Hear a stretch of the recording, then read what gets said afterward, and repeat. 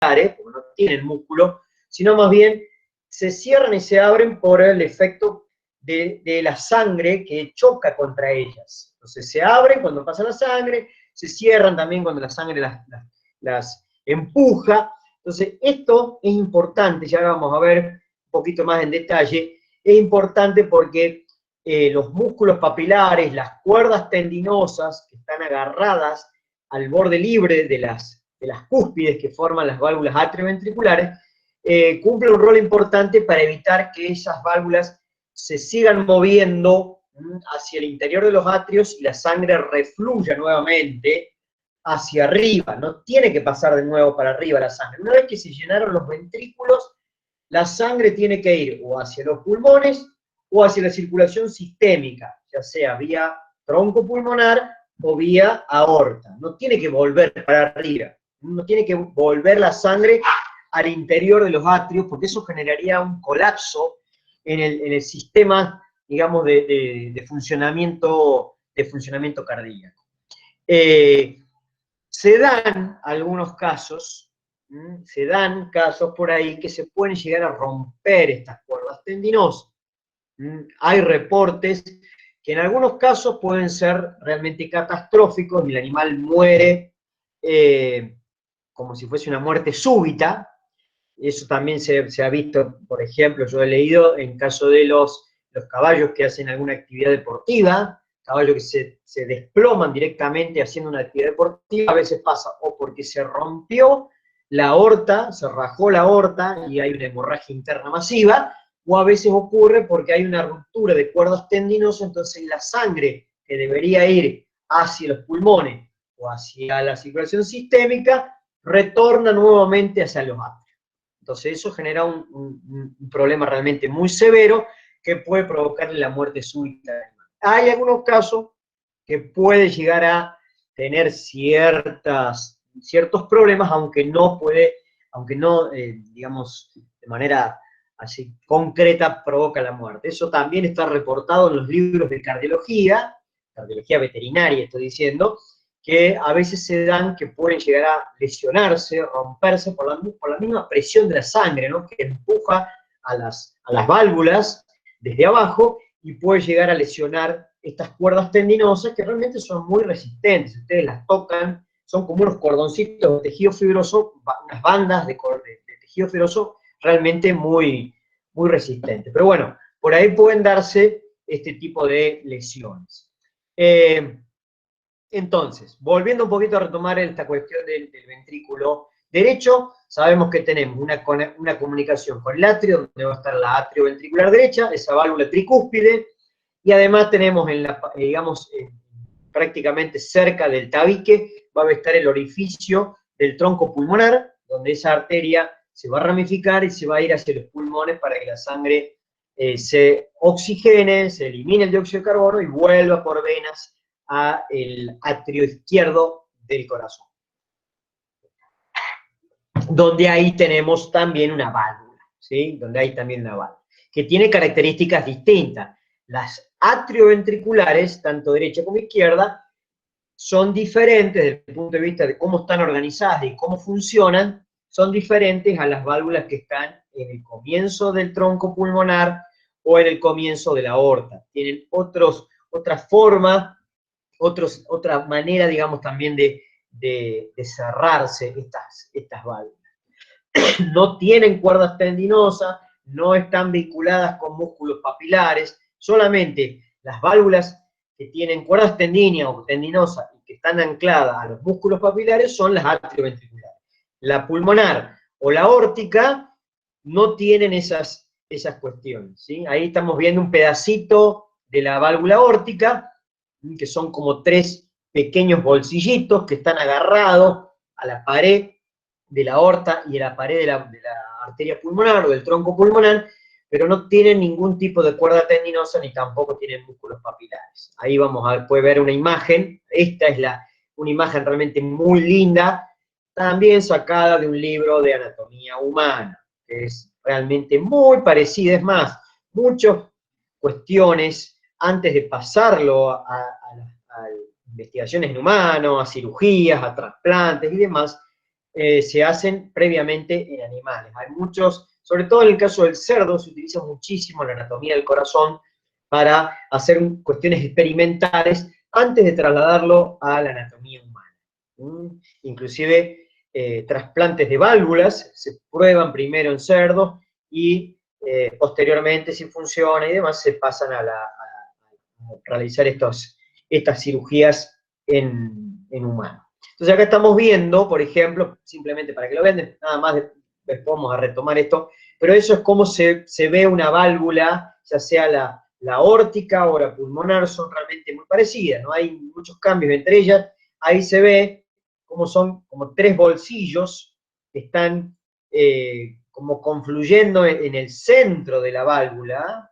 En el centro, fíjense que hay como tres bolsillitos. Estos bolsillitos están agarrados a la pared de la arteria. El comienzo de la arteria aorta, en el comienzo del tronco pulmonar, están esos tres bolsillitos. Las dos válvulas tienen lo mismo, la pulmonar y la aórtica tienen tres de estos bolsillitos, que esos bolsillitos, cuando la sangre viene desde abajo, desde los ventrículos, ¿sí?, las empujan y se abre y pasa la sangre sin dificultad, y cuando la sangre intenta retornar por estas arterias, tanto la aorta como el tronco pulmonar, la sangre lo que hace es llenar cada uno de estos tres bolsillitos. Entonces el propio peso de la sangre hace que estos bolsillos contacten uno con el otro en el centro de la arteria, y de esa manera evita que la sangre vaya para abajo, se meta nuevamente en el ventrículo. Entonces de esa manera se cierran estas válvulas denominadas semilunares. Semilunares porque parecen media luna, ¿sí? Tanto de la aórtica como la pulmonar tienen la misma arquitectura, la misma forma, el mismo aspecto. Bien, esto ya lo dijimos. ¿Qué es lo que ocurre con el ventrículo izquierdo? Bueno, ya algunas características las hemos mencionado. El grosor de la pared se nota perfectamente, sobre todo en los grandes animales. Ahí tenemos una parte, ¿no?, de la válvula atrioventricular izquierda, denominada en algunos casos, sobre todo esto es bien aplicable a los grandes herbívoros, y bueno, el perro también, perro y gato también se suelen llamar de esta manera, bicúspide. El tema está cuando queremos mencionarla del lado derecho, porque en algunos perros a veces tenemos bicúspide de los dos lados, entonces no podemos decir bicúspide derecha, bicúspide izquierda, no, hay que decir atrioventricular izquierda y atrioventricular derecha, porque si no se genera confusión. Eso pasa solamente en los perros, nada más. Si hablamos del corazón de un bovino, de un caballo, no está mal decir bicúspide para hacer referencia a la atrioventricular izquierda, o mitral, que es lo mismo, y tricúspide para hacer o de mencionar la atrioventricular derecha. ¿Sí? Ahí no hay ningún tipo de confusiones o de complicaciones. Bueno, y estas son las dos partes. Como es una bicúspide, solamente tenemos dos partecitas, ¿sí? Dos de esas valvas o cúspides, una que está pegadita al tabique, por eso se llama septal, y otra pegadita a la pared del ventrículo izquierdo, que es la cúspide parietal. Bueno, esos nombres, si los acuerdan bien y si no nos pasa nada. Y además tenemos la válvula aórtica, semilunar aórtica, que es la que explicamos recién. Está en el comienzo de la aorta, ¿no? Está en el comienzo de la aorta. Por debajo del comienzo de la aorta y por debajo del, digamos, sí, en este caso, lo que iba a decir iba a ser un furcio en realidad, pero por debajo, digamos, antes de que esté la válvula semilunar aórtica, antes, está el comienzo de las arterias coronarias, ¿sí? Las arterias coronarias son las primeras ramas que emite la aorta, son las primeras arterias que emite la aorta para poder nutrir al corazón, están por debajo de la válvula. Y eso asegura, ¿sí?, asegura de que el flujo de sangre para el propio corazón sea constante, ¿sí?, y que no tenga que ver con el funcionamiento de la válvula semilunar. O sea, si estuviesen por encima, el comienzo de las arterias coronarias, y la válvula falla por alguna circunstancia, se verían afectados también la irrigación y la nutrición del corazón. Entonces, para evitar eso, el comienzo de las coronarias está por debajo de la válvula. No sé si me alcanzo a explicar lo que quiero decir. Antes de que esté la válvula, abajo ya está el comienzo de las dos arterias coronarias, la coronaria izquierda y la coronaria derecha. De esa manera se asegura, ¿no es cierto?, que el flujo de sangre hacia el corazón y al músculo cardíaco sea, digamos, eficiente y constante. ¿Qué es lo que estamos viendo ahí? Ese orificio que hay ahí es el comienzo de una de las arterias coronarias. Bueno, acá también se puede ver los músculos pectinados, que están dentro del atrio derecho, de la aurícula en realidad. Ahí se van a ver los músculos pectinados que están en la aurícula izquierda, bueno, las cuerdas tendinosas, que ya los dijimos. Y acá lo pongo como algo general, porque en realidad es lo mismo de ambos lados. ¿No? En el interior de los ventrículos vamos a tener las válvulas, ¿no es cierto?, que son los pliegues de endocardio, básicamente, y también una pequeña colaboración de un anillo fibroso que hay alrededor, ¿no?, para que se fijen, ¿no es cierto?, estas válvulas, las cuerdas tendinosas, esos cordoncitos, las cuerdas tendinias o cuerdas tendinosas, y los músculos papilares. Esos músculos papilares en general reciben cuerdas tendinosas de más de una hojuela o de más de una cúspide. No es que cada músculo recibe solamente a una de las cúspides, sino que va a recibir al menos dos de las cúspides que forman las válvulas cardíacas, las válvulas atrioventriculares. Bueno, este esquema está muy bueno, no es un esquema, una foto, está realmente muy buena, es un corte transversal realizado justamente en el lugar donde está el surco coronario, ¿sí? El surco coronario. Esperen un cachito que tengo acá interferencias. Ahora sí. Entre los chicos y el perro va a ser medio difícil. Bueno, ahí tenemos, fíjense, esto sería craneal, ¿sí?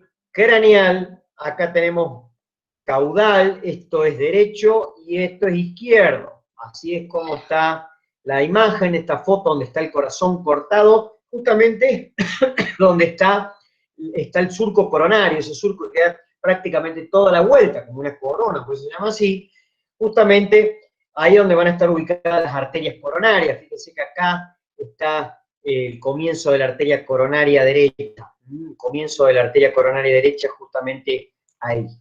Entonces, ahí se alcanza a ver el orificio atrioventricular derecho, este es el atrio, el atrioventricular derecho, el atrioventricular izquierdo, ¿no? Atrioventricular izquierdo, ahí se ve justamente en el centro, justamente como viene en el centro del corazón.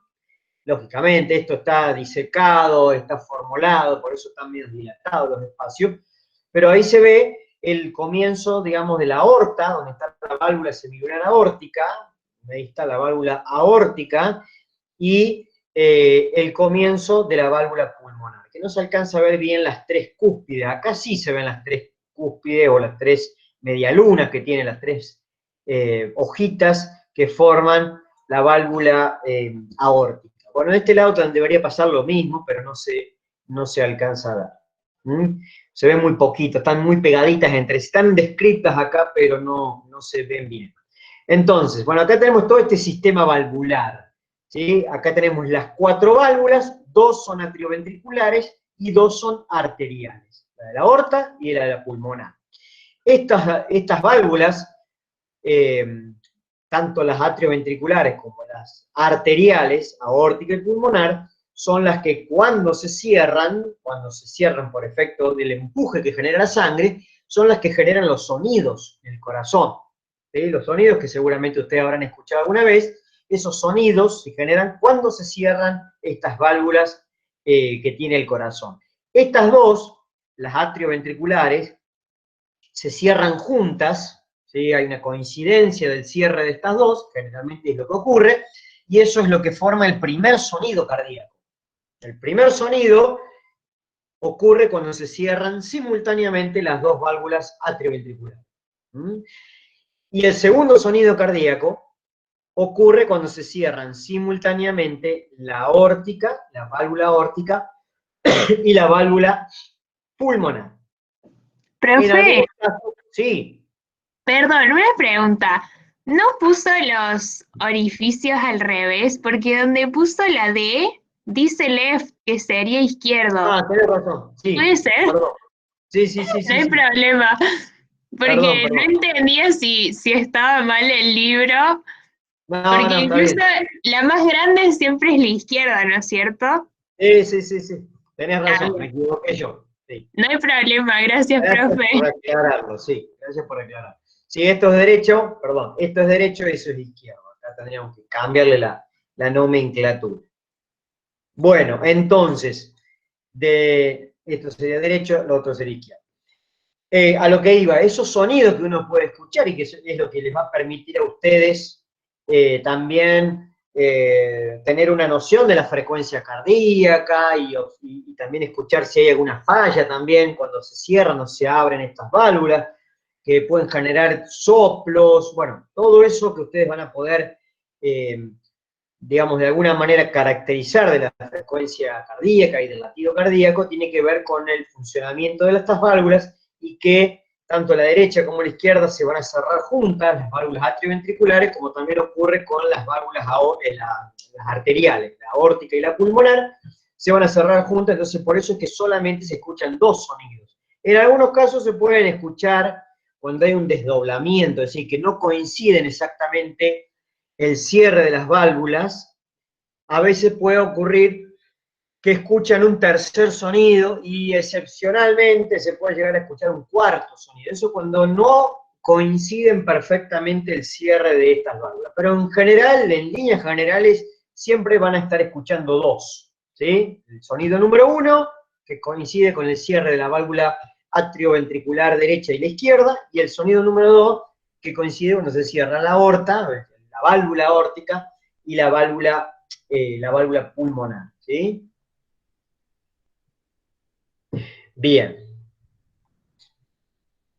Bueno, acá tenemos el sistema valvular, que es de alguna manera parecido a esto, nada más que un esquema, también del libro de Kenny, donde la intención es mostrar principalmente cómo hacen las arterias coronarias, ¿no? Las arterias coronarias que justamente están ocupando ese surco coronario donde hay mucha grasa y esa grasa no interfiere en el flujo de sangre, ¿no? Entonces esas arterias coronarias van a estar entregando, ¿no es cierto?, el oxígeno y los nutrientes a las paredes del corazón, principalmente a lo que es el músculo cardíaco, para, lógicamente, permitir el funcionamiento y la contracción y relajación de manera prácticamente incansable que tienen estas células cardíacas. Entonces acá tenemos la válvula del lado derecho, la atrioventricular derecha, la del lado izquierdo, bueno, los colores están indicando el tipo de sangre, ¿no?, que también está pasando por ese lugar. Acá tenemos la válvula aórtica justamente en el medio, y acá estaría la válvula pulmonar. La válvula pulmonar. Esto, ahora sí vamos a ponerlo bien, esto sería la pared izquierda del tórax, cuando uno abre de este lado, nos vamos a encontrar principalmente con eso, y del lado derecho. Del lado derecho. Bueno, esas arterias son fundamentales, entonces, tienen una rama que da toda la vuelta, y después, si ustedes prestan atención, hay ramas que van a descender por los surcos que van hacia ventral, esos surcos paraconal o el surco subsinusal, ven acá tenemos el nombre, ven, paraconal y subsinusal son ramas de las arterias coronarias que descienden justamente por este surco para entregar, a través de numerosas ramificaciones, entregar la sangre hacia las paredes ventriculares principalmente. Bueno, acá está un poquito, ya lo hemos explicado, cómo funcionan las válvulas, principalmente las atrioventriculares. Después podemos también mencionar un poquito las válvulas de las arterias, pero las atrioventriculares, que están ubicadas entre atrios y ventrículos, de ahí el nombre, tanto la tricúspide como la bicúspide, o la atrioventricular derecha y la izquierda, que funcionan de la misma manera. Cuando la sangre pasa desde atrios hacia ventrículos, que es esta imagen, la sangre pasa sin problema, ¿no es cierto? Cae por una cuestión de gravedad hacia abajo, cae, nada, den cuenta que ustedes tienen un agujero en el techo y bueno, y llueve, y bueno, el agua va a caer directamente hacia el interior, ¿no es cierto?, de ese espacio, de esa cavidad o de ese habitáculo. Bueno, acá pasa lo mismo, la sangre ingresa al atrio, ya sea izquierdo o al atrio derecho, y rápidamente esa sangre va pasando hacia el interior de los ventrículos. Entonces no hay problema ahí porque la sangre, por una cuestión de peso específico, gravedad, cae y va llenando la cavidad de los ventrículos. Cuando el ventrículo se llena de sangre y que hay un aporte después importante de las aurículas terminan como darle un llenado adicional a los ventrículos, por eso se contraen las aurículas y se llenan un poquito más de sangre los ventrículos. Cuando está bien repleto cada uno de los ventrículos, esos ventrículos van a entrar en una fase que se denomina de sístole ventricular. La sístole es la contracción, se contraen las células miocárdicas, hay un movimiento bastante particular, entonces esa sangre contenida en cada una de las cavidades ventriculares, ¿sí?, va a tener que irse, por un lado, si estamos hablando del ventrículo izquierdo, va a tener que ir hacia la aorta, y si estamos hablando del ventrículo derecho, la sangre va a tener que ir hacia el tronco pulmonar. No pueden retornar esa sangre hacia el interior de los atrios. Por eso es que cuando la sangre va para arriba, cuando se contraen los ventrículos, tanto el derecho como el izquierdo, empuja esas pequeñas hojuelas que conforman las válvulas atrioventriculares, las empuja desde abajo, permite que las válvulas se muevan como compuertas, ¿no es cierto?, pero es simplemente un empuje que hace la sangre, no es porque la válvula tenga posibilidad, ¿no es cierto?, de contraerse, sino que es un efecto del empuje que realiza la sangre. Entonces las empuja desde abajo y eso hace que estas cúspides que forman las válvulas se cierren hasta que se ponen tensas las cuerdas tendinosas. Hay una contracción también de los músculos papilares que están en el interior de los ventrículos, ¿sí?, se contraen, evitando de que la sangre pueda nuevamente irse para arriba. Si no existiese este mecanismo, si no tuviesen cuerdas tendinosas, si no hubiese contracción de los músculos papilares, la sangre terminaría abriendo finalmente también las válvulas atrioventriculares y volvería de nuevo al interior del atrio. No sé si me alcanzo a explicar lo que quiero decir, pero la sangre no puede retornar hacia el interior del atrio. Una vez que está la sangre dentro del ventrículo, la sangre va a tener que ir hacia las arterias, o arteria aorta, si estamos hablando del ventrículo izquierdo, o al tronco pulmonar, si estamos hablando del ventrículo de grado derecho. Así es como se cierran estas válvulas, ¿no? Se abren y se cierran. Justamente cuando se cierran es cuando uno escucha el sonido, ¿sí? Cuando se cierran, escuchamos algo. Cuando se abren, no se escucha nada. Cuando pasa la sangre desde arriba para abajo, salvo que haya una mala apertura de esas válvulas, donde la sangre roza y hace algún grado de turbulencia, bueno, ahí se puede llegar a escuchar un soplo. Bueno, que eso puede ser normal o no, bueno, eso después van a tener que estudiar ustedes un montón de cuestiones vinculadas a la fisiología cardíaca, pero en definitiva los sonidos se escuchan solamente, los sonidos esos tan claros, ¿no?, que se escuchan muy bien, son cuando las válvulas se cierran, no cuando se abren, ¿sí? Cuando pasa la sangre de arriba para abajo, no se escucha nada. Cuando se cierran, ahí sí se escucha ese primer sonido. El primer sonido cardíaco, que se denomina S1, de ahí viene el nombre, S del sonido, el sonido número 1, es cuando se cierran estas válvulas atrioventriculares. Y el sonido número 2 es cuando se cierran las válvulas arteriales, tanto de la aorta como la de la pulmonar. Esos son los dos sonidos que ustedes van a escuchar claramente. Entre ellos hay un pequeño silencio que no se escucha nada, ¿sí? Hay un dum, lup, dum, lup, dum, lup. Eso de la manera que generalmente se expresan, ¿no es cierto?, los sonidos cardíacos. Hay un pequeño silencio entre estos dos sonidos Y entre el sonido número 2 y el comienzo de nuevo del sonido número 1, hay un sonido, perdón, un espacio de silencio mucho mayor, ¿sí? Entre el S1, entre el S2 y el S1, de nuevo, digamos que arranca el ciclo nuevo, ahí hay un silencio mucho mayor. Bueno, todo eso tiene que ver con la fisiología cardíaca, ¿no? Bueno, acá tenemos simplemente para que vean, esto se hace, son estudios que se pueden hacer en el humano ya hace muchísimos, muchísimos años que se hacen, se ponen unos líquidos a través de vasos sanguíneos, estos líquidos después, mediante distintos métodos de diagnóstico complementario, me permite observar, ¿no es cierto?, si hay alguna obstrucción y si el flujo de sangre, ¿no es cierto?, a través de las arterias coronarias es normal o no. Estos son cateterismos que se hacen, sobre todo en el humano, no sé si se hacen en veterinaria, la verdad, pero permite tener una idea cómo están mandando sangre estas arterias coronarias hacia principalmente el músculo cardíaco. Entonces tenemos dos arterias coronarias, tanto la derecha como la izquierda, con sus ramas, esas ramas, hay una rama circunfleja que se llama, que da todo como una vuelta, y después hay una rama que baja por los surcos interventriculares, y esas son las que aportan, ¿no es cierto?, la nutrición del corazón.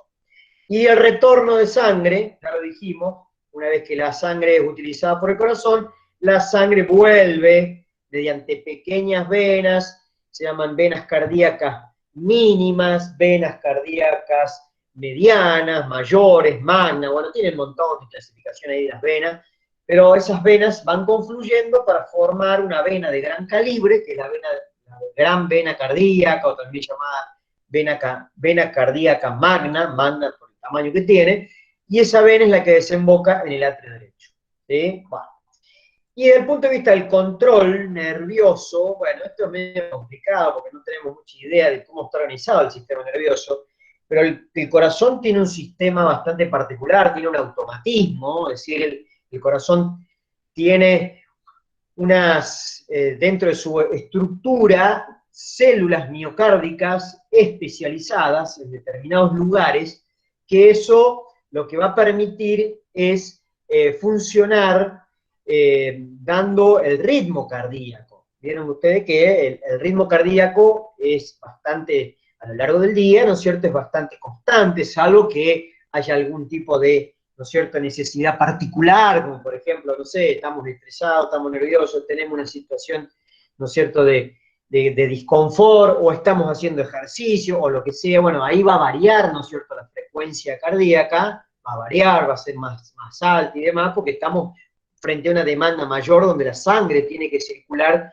de manera más rápida para entregar oxígeno y nutrientes a los distintos aparatos del sistema. Entonces, el corazón tiene una ritmicidad, un ritmo cardíaco que va a estar, ¿no es cierto?, regulado por unas células especializadas que están en el interior del corazón. Son células miocárdicas especializadas, células del miocardio que están especializadas y que están ubicadas en determinados lugares del corazón. Son bastante difíciles de disecar porque se confunden mucho con el resto de las células cardíacas, de las células del miocardio, pero esas células especializadas, realmente muy especializadas, lo que van a hacer es darle la ritmicidad al corazón.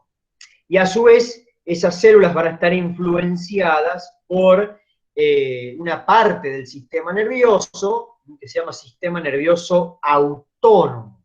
El sistema nervioso autónomo es lo que regula, básicamente, así en líneas generales, más allá que no tenemos por ahí mucha idea. No sé si ustedes habrán visto algo con otras asignaturas, pero el sistema nervioso autónomo es lo que controla, hacia grandes rasgos, todas las vísceras, o sea, todas las células glandulares que produzcan alguna secreción, el músculo liso, que está casualmente también en prácticamente casi todas las vísceras, y además las células, digamos, el músculo cardíaco.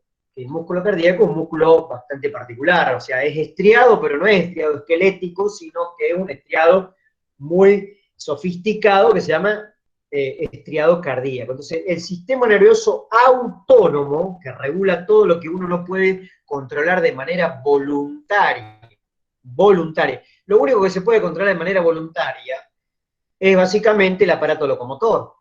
Todo el resto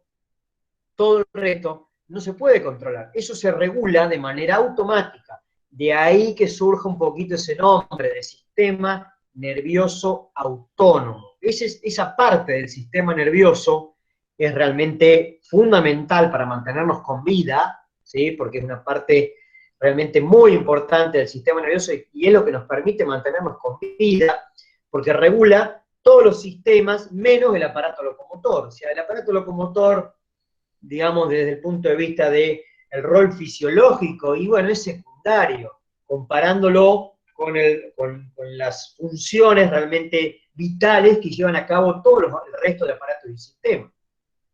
Por ejemplo, ustedes no pueden regular, para que tengan una idea, no pueden regular, por ejemplo, la velocidad o cuánto se contrae, cuánto se relaja el intestino. Eso no se puede regular. O cuánta secreción de saliva o de jugo gástrico, o qué sé yo, el diámetro de los bronquios, o el propio latido cardíaco. ¿Cómo hacen para regular eso? No se puede, eso se regula de manera automática.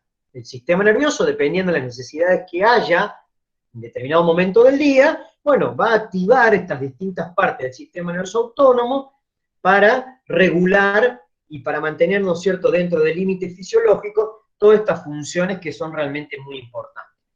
El sistema nervioso es un sistema realmente muy complejo, es el sistema más complejo que hay en el cuerpo de los individuos, pero tiene como dos grandes partes, ¿no es cierto?, la parte autónoma y la parte somática. La parte somática es lo que controla el aparato locomotor. El aparato locomotor sirve o para huir, ¿no es cierto?, o para pelear, o para, digamos, pero para trasladarse, o nada más, no tiene otros roles fundamentales, ¿no?, más que esas cuestiones que dijimos. El resto de los aparatos y sistemas sí son realmente muy importantes, y eso es lo que básicamente nos mantiene con vida. Bueno, entonces el corazón, esto no vamos a entrar mucho en detalle porque hay algunas diferencias entre arterias y venas, pero el corazón tiene, ¿no es cierto?, su propio sistema de conducción nervioso, su propio sistema, que no son ni más ni menos que células del miocardio especializadas, que están ubicadas en algunos lugares puntuales. Esas células que están realmente muy especializadas, hay un grupo de células ubicadas en el atrio derecho, ¿sí? Acá está esquematizada de manera muy simplificada. Una parte está ubicada de esas células en el atrio derecho, otra partecita está prácticamente en el límite de atrio derecho y ventrículo, y a partir de ahí surgen unos cordones nerviosos, unas ramificaciones nerviosas que se van a desparramar principalmente por todo el miocardio del corazón. Estos grupos digamos, de células miocardias especializadas, sobre todo este que está acá, que está en el atrio derecho, se llama nodo o nódulo sinoatrial. ¿Ven? Sinoatrial. Esa estructura que está ahí, en definitiva, es un grupo de células musculares cardíacas del miocardio muy especializadas, y que eso lo que va a permitir es funcionar como un marcapaso.